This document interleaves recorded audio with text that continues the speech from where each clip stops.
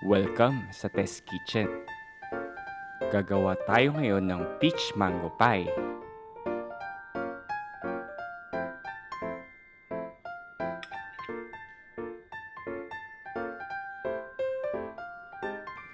Sa paggawa ng peach mango pie, uunahin natin ang crust at isusunod ang filling.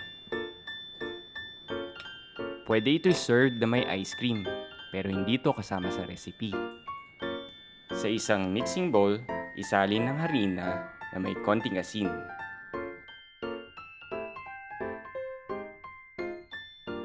At mantikilya.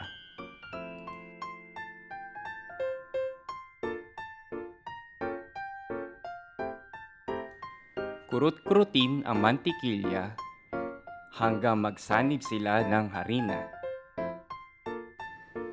Sa isang maliit na bowl, paghaluin ang pula ng itlog at malamig na tubig gamit ang tinidor.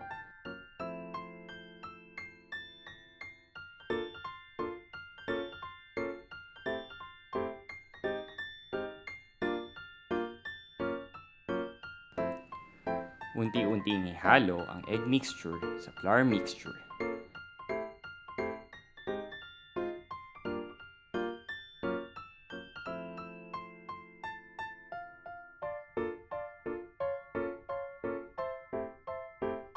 Isalin ang dough sa lamesa at hulmahin na parang bola.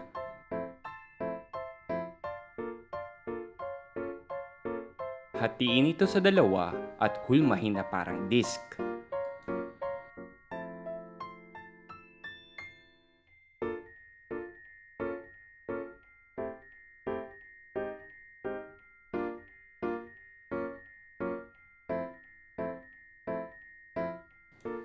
Takpan ng plastic wrap ang bawat isa. Palamigin sa ref ng hindi bababa sa 30 minutos upang mabuo muli ang mantikilya. Sa isang saucepan na may medium heat, ihalo ang brown sugar, white sugar, cinnamon powder, at tubig. Haluin mabuti hanggang sa malusaw lahat ng dry ingredients. Isalin ang mantikilya, harina, mangga,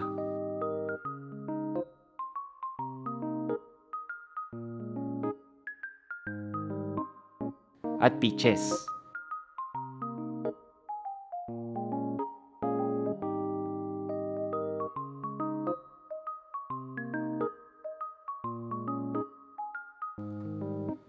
Matapos mahalong mabuti ang fruit filling, isantabi ito sa room temperature. Gumamit ng rolling pin sa pag-flatten ng dough. Gawin ito sa parehong dough.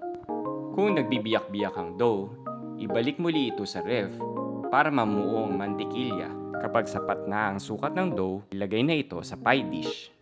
Isalin ang fruit filling sa pie dish.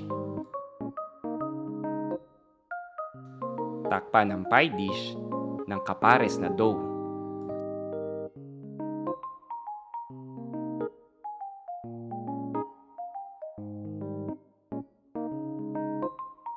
Siguraduhin selyado ang pie dough upang hindi lumabas ang filling habang ito ay niluluto.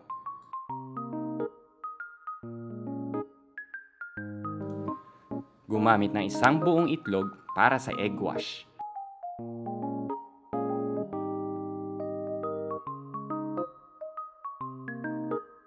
Maglagay na maliit na hiwa sa ibabaw ng crust.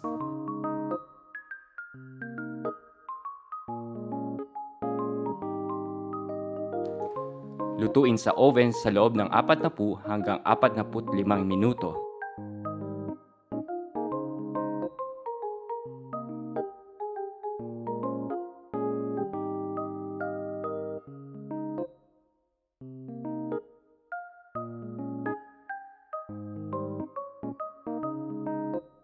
Ito ang kumpletong recados ng peach mango pie.